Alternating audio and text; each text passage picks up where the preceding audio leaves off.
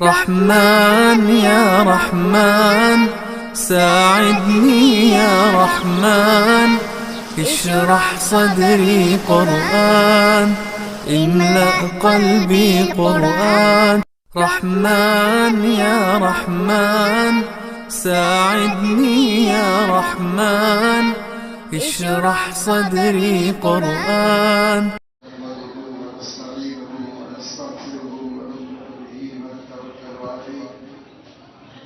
ونعوذ بالله من شرور أنفسنا ومن سيئات أعمالنا من يهده الله فلا مضل له ومن يضلل فلا هادي له وأشهد أن لا إله إلا الله وحده لا شريك له ونشهد أن سيدنا ومولانا محمدا عبده ورسوله وصلى الله عليه وعلى آله وأصحابه وأزواجه وبارك وسلم أما بعد قال الله تبارك وتعالى في القرآن المجيد أعوذ بالله من الشيطان الرجيم بسم الله الرحمن الرحيم قل بفضل الله وبرحمته فبذلك فليفرحوا هو خير مما يجمعون صدق الله العظيم.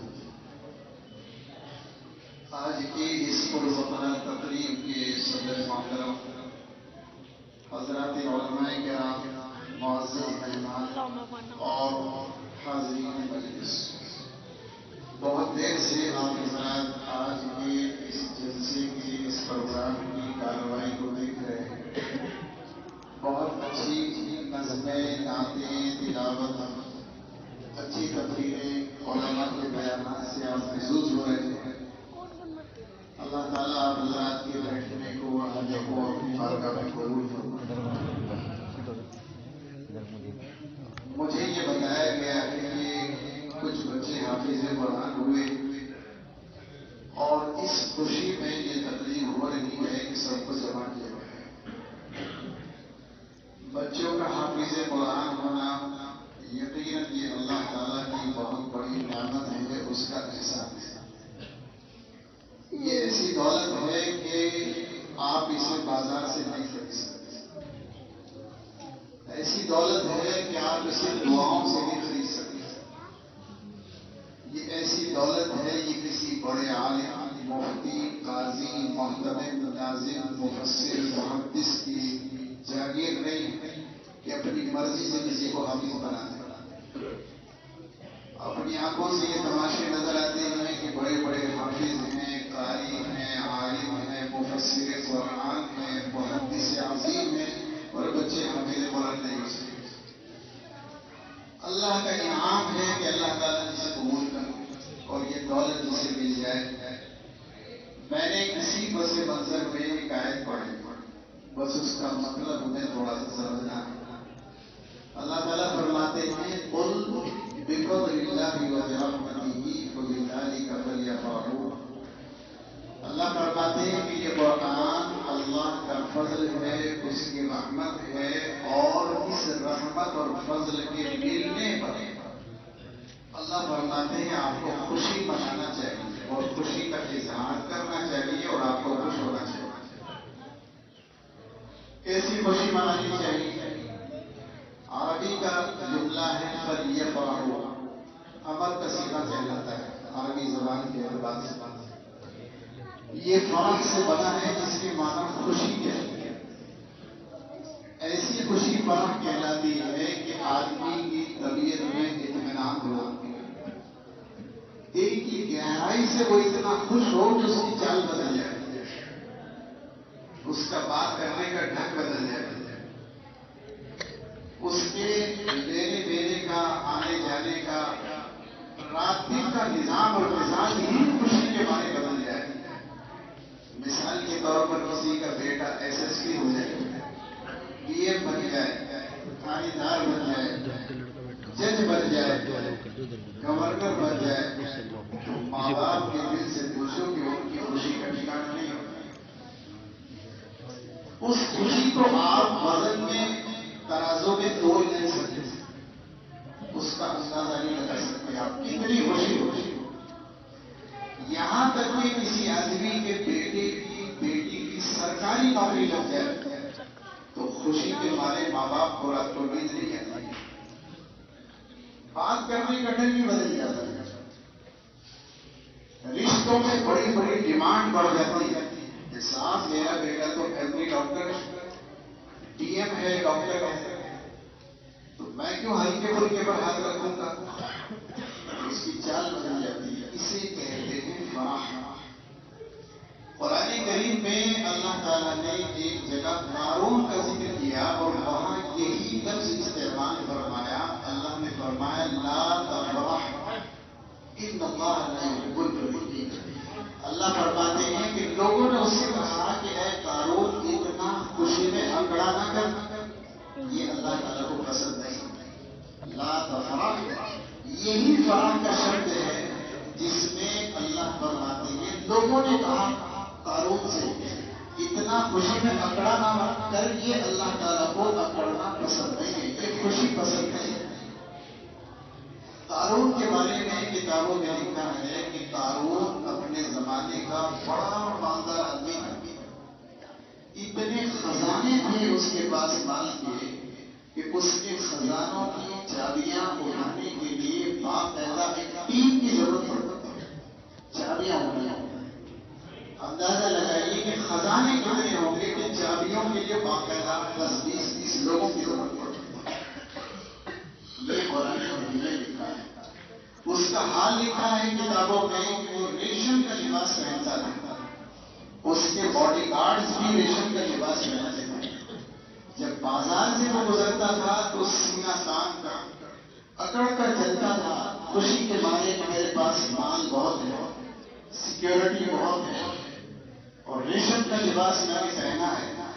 اس زمانے کی بات ہے یہ کہ جب لوگوں کو گھر نصیب نہیں ہوتے، چھپروں میں رہتے تھے لوگ، پیروں میں جوتے نہیں ہوتے تھے لوگوں، ایک جوڑا بنا لیا تو سال بھر اسی کپڑے میں رہتے تھے۔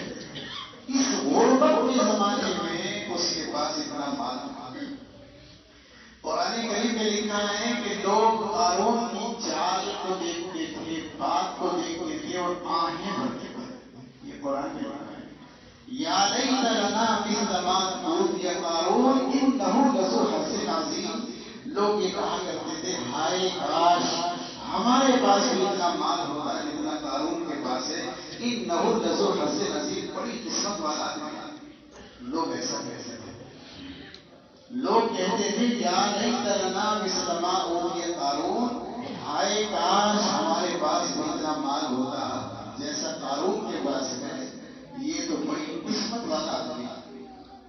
اللہ تعالیٰ فرماتے ہیں اس کا یہ تکبر اسے لے ڈوبا، فخسفنا به وبداره الارض۔ اللہ فرماتے ہیں ہم نے اسے بھی اس کے خزانوں سبھی زمین میں اتار دیا، دفن کر دیا زمین، ایک دم عذاب اللہ کا اس پر آ گیا۔ بتانا یہ ہے کہ وہاں قارون کے خوشی کے مارے پکڑنے کو اور خوشی کے مارے چال ڈھال بدل کر چلنے کو اللہ تعالیٰ نے پسند نہیں فرمایا، لیکن یہی اکڑنا اللہ تعالیٰ نے قرآن کریم کی دولت کے ملنے پر اس کا حکم فرمایا کہ آپ کتنا اکڑ کر چلیں۔ اللہ فرماتے ہیں تمہیں خوشی منانی چاہیے۔ افسوس ہے، بہت زیادہ افسوس ہے، مسلمانوں کے بچے حافظ ہو جاتے ہیں اور گھر والوں کو خبر بھی نہیں ہوتی۔ یہ تو قاری عثمان کو خبر ہوتی ہے کہ بھائی بچہ حافظ ہو گیا تو انہوں نے لوگوں کو جمع کر لیا اور بٹھا لیا۔ یہ کام تو ان کا تھا کہ جن کا بچہ حافظ ہوا ہے ان کو تو اپنے گھر میں رونق دکھانی تھی، ان کو دینے اتارنی تھی، انہیں کپڑے تقسیم کرنے تھے غریبوں کو، انہیں ہدیے تحفے دینے تھے، یہ ان کا کام تھا۔ پتہ چلتا کہ ان کا بچہ حافظ قرآن ہوا ہے۔ یہ قرآن میں لکھا ہے، میری اپنی ذاتی بات ہے، یہ کسی عالم کا بیان نہیں کہ آپ اس کا مطلب کچھ بھی نکالیں۔ قرآن کہتا ہے وَبِذَلِكَ فَلْيَفْرَحُوا، تمہیں قرآن کریم کی دولت کے ملنے پر اکڑنا چاہیے، خوش ہونا چاہیے۔ ہمیں تو خبر بھی نہیں ہے، ہمارے بچے حافظ ہو گئے، بچے کی سلائی ہو جائے، شادی ہو جائے تو اپنی شہر کے علاوہ دنیا بھر کے گاؤں میں، دیہاتوں میں، بمبئی میں اور بنگلور میں اور مہاراشٹر میں رہنے والے رشتے داروں کو خبر ہو جائے گی کہ فلاں تاریخ میں شادی ہے، عقیقہ ہے، ولیمہ ہے، اتنی خوشی ہوگی۔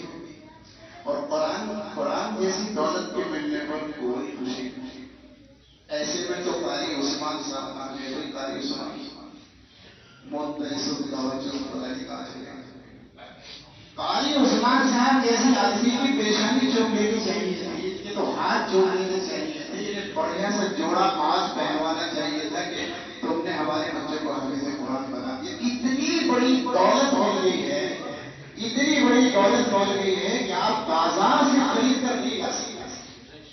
مسئلہ یہ ہے آخر کیا ہے اس قرآن میں جس کی وجہ سے اللہ تعالیٰ فرمانے اکڑو اس کے دل پر ہے کیا ہے؟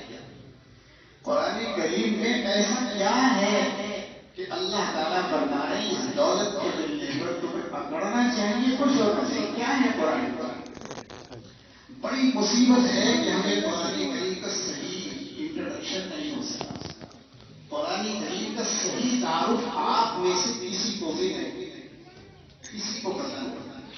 لوگوں کو یہ پتا ہے کوئی مر رہا ہو تو یاسین شریف ہو، مر گیا ہو تو قرآن پڑھ کے گزاری جواب کرو، کوئی مکان بنایا ہے تو قرآن خانی کرا دو، کوئی دکان بنائی ہے تو قرآن خانی کرا دو۔ بس یہ تعارف ہے اور یہ رد بھی تعارف ہے، تھرڈ کلاس تعارف ہے۔ میں یہ تو نہیں کہہ رہا ہوں کہ یہ غلط تعارف ہے، مگر یہ ضرور کہہ رہا ہوں کہ یہ آخری درجے کا، نیچے کے درجے کا تعارف ہے۔ یہ تعارف کرنے کی ضرورت نہیں تھی، تعارف جو ہونا تھا وہ یہ ہونا تھا کہ یہ کتاب ہے جس کے اوپر اللہ تعالیٰ نے فرمایا پکڑو اس کے ملنے پر، سونا چاندی کے ملنے پر اس خوشی کے اظہار کا حکم نہیں ہے، جائیدادوں کے ملنے پر، رشتوں کے ہونے پر اس اکڑنے کا حکم نہیں ہے کہ قرآن کریم جیسی دولت کے ملنے پر اکڑنے کا حکم ہے۔ کیا ہے اس قرآن پر؟ ایسی کیا چیز ہے؟ 2-4 منٹ میں آپ کو یہ سمجھ کر آج اٹھنا ہے یہاں سے کہ یہ کتاب ہے کیا، کس کی وجہ سے اللہ تعالیٰ کو یہ کہنا پڑا کہ دولت کے ملنے پر آپ کو خوش ہونا چاہیے۔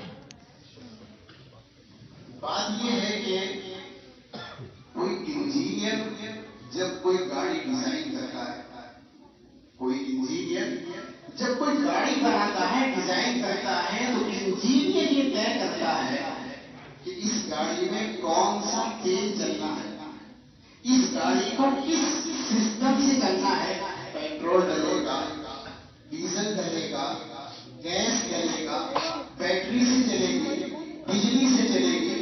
یہ ڈیزائن کرنے والا انجینئر اس کا ڈیزائن میں لکھتا ہے کہ اس میں کیا ڈلنا ہے۔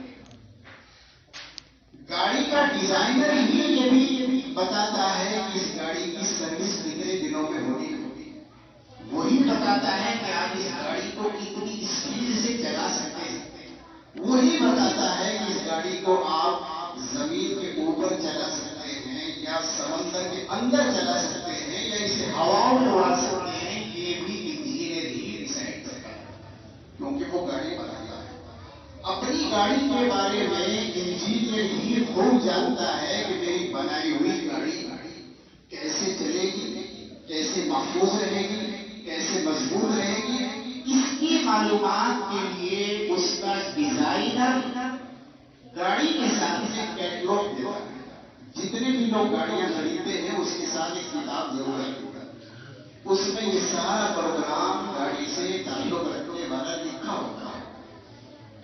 اب ہم الگ ہیں کہ اسے نہیں پڑھتے، لیکن ساری معلومات ہمیں ہوتی ہے کہ ہمیں اس میں کیا کرنا ہے۔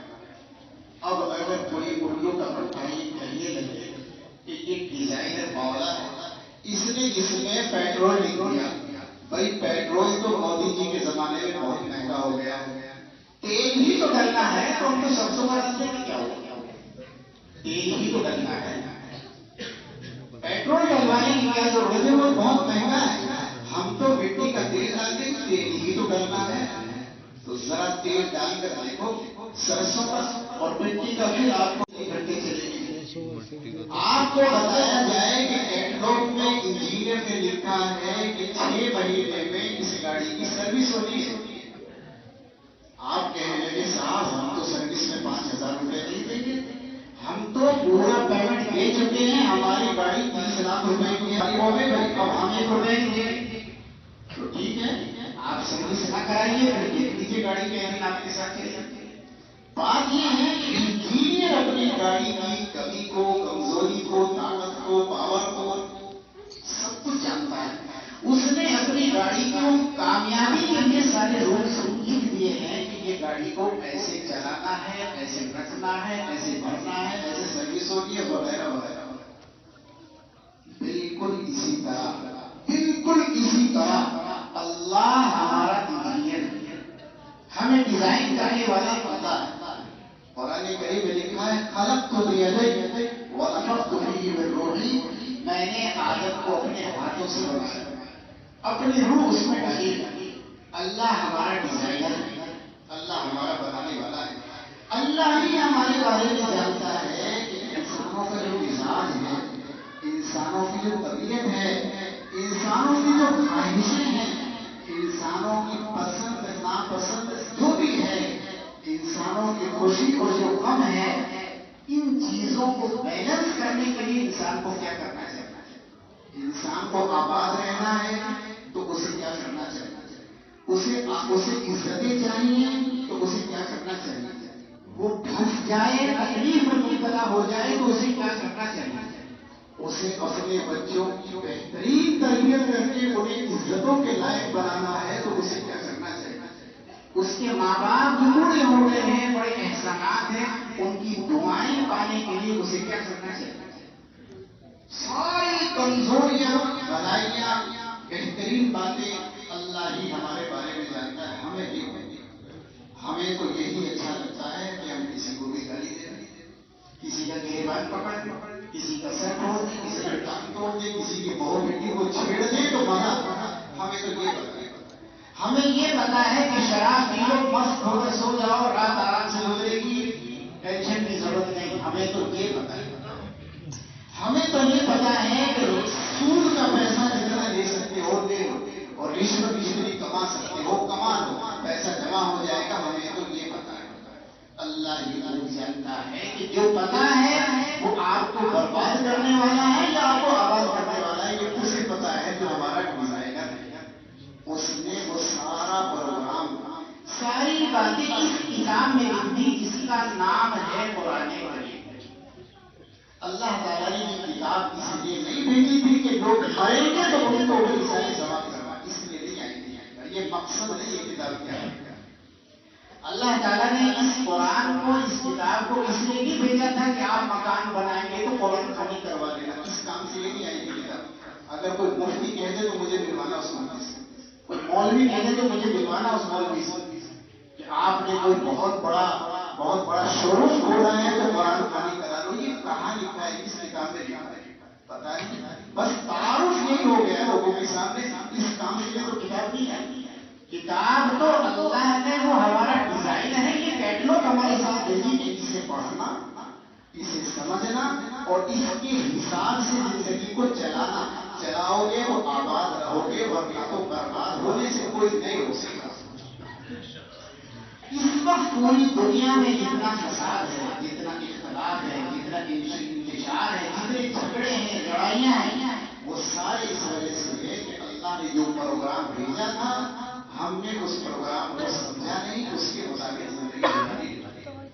دو چار چیزیں آپ کو ٹیسٹ کے طور پر پتہ لگتا ہوں، ٹیسٹ کے طور پر آپ کو پتہ چلے میں کیا کہنا چاہ رہا ہوں۔ دو چار چیزیں ٹیسٹ کے طور پر آپ کو معلوم ہو جائے اللہ تعالیٰ نے اس کتاب میں لکھا کیا ہے۔ اللہ تعالیٰ نے لکھا ہے قرآن کریم میں وَتِلْكَ الْأَيَّامُ نُدَاوِلُهَا بَيْنَ النَّاسِ۔ اللہ فرماتے ہیں جتنے بھی انسان دنیا میں میں نے پیدا کیے، سارے انسان، امیر ہو، غریب ہو، ان پڑھ ہو، پڑھا لکھا ہو، کالا ہو، گورا ہو، بیچارہ عام سا آدمی ہو یا خاص سا آدمی، عالم ہو، مفتی ہو، قاضی ہو، یہاں تک کہ اپنے وقت کا نبی ہو، پیغمبر ہو، محبوب رب العالمین ہو، خلیل اللہ ہو، روح اللہ ہو، جتنے بھی انسان ہیں اللہ فرماتے میں نے قانون بنایا ہے سب کے لیے۔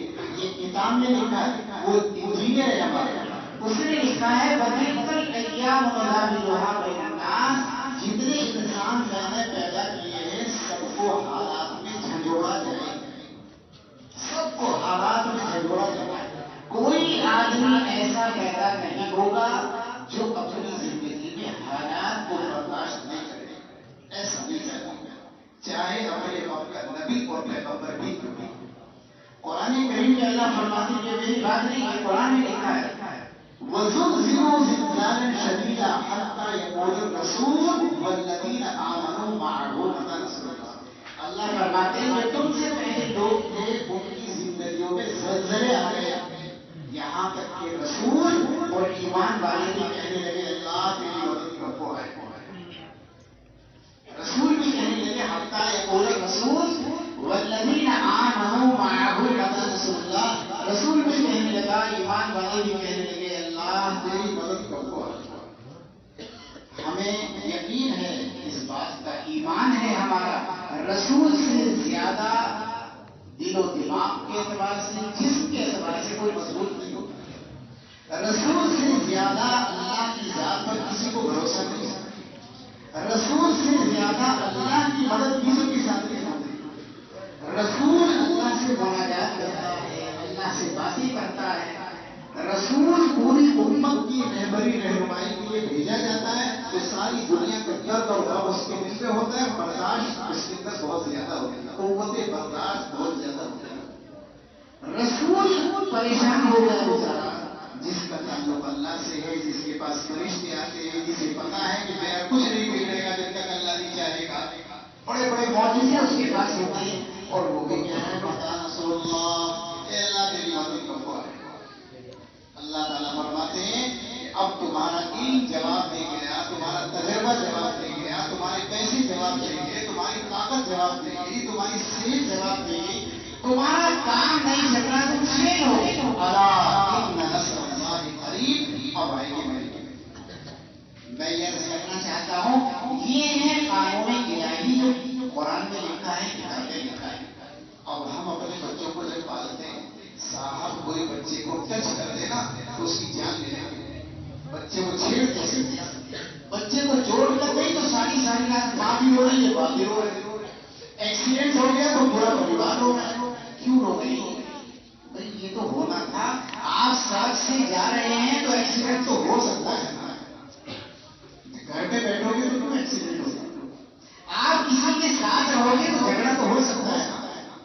شادی کرو گے تو طلاق تو ہو سکتی ہے نا.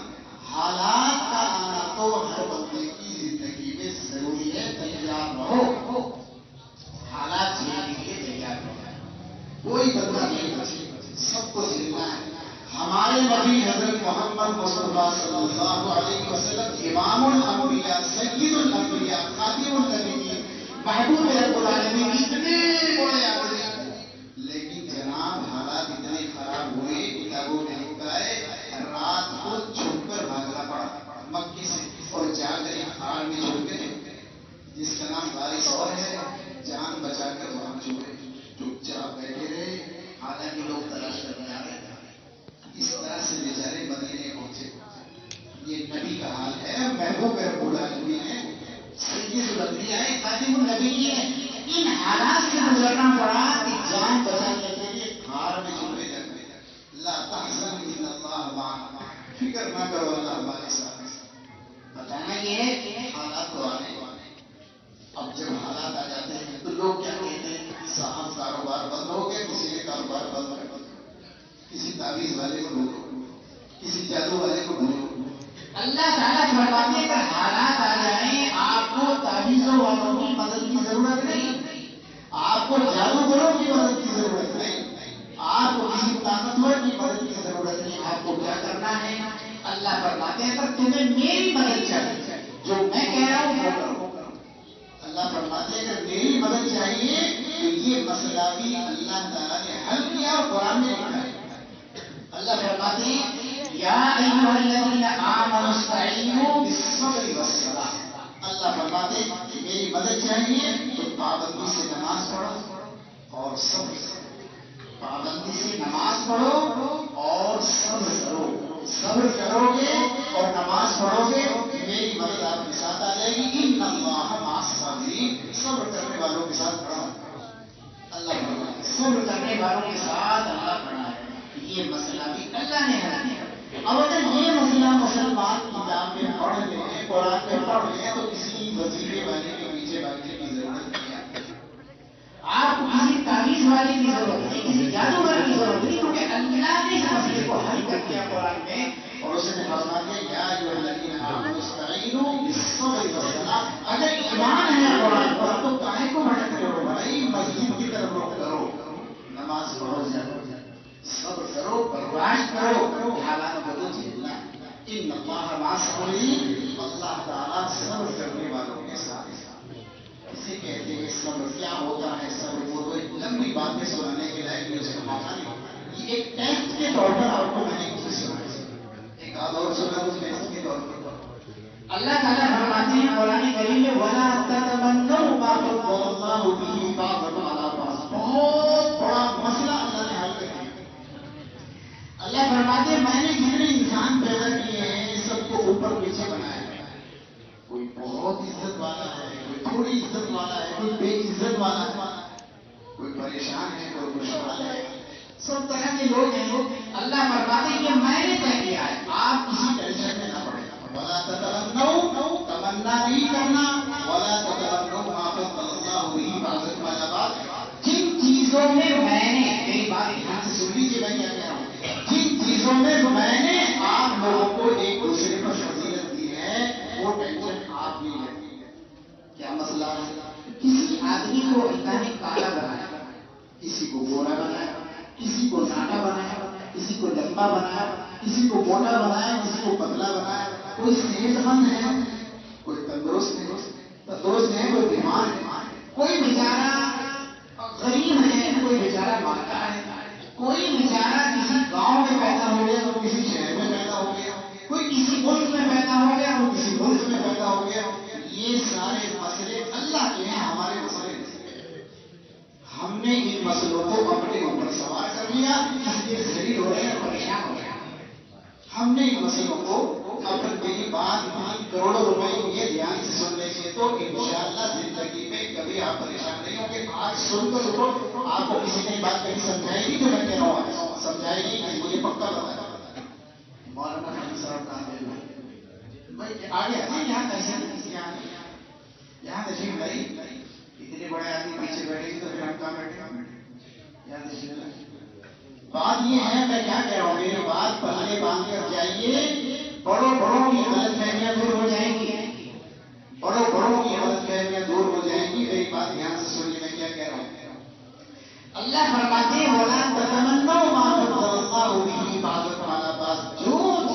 جن چیزوں میں میں نے اوپر نیچے بنا دیا آپ اس کی ٹینشن نہیں چلے. ہم نے یہ ٹینشن اپنے سر پر سوار کر دی.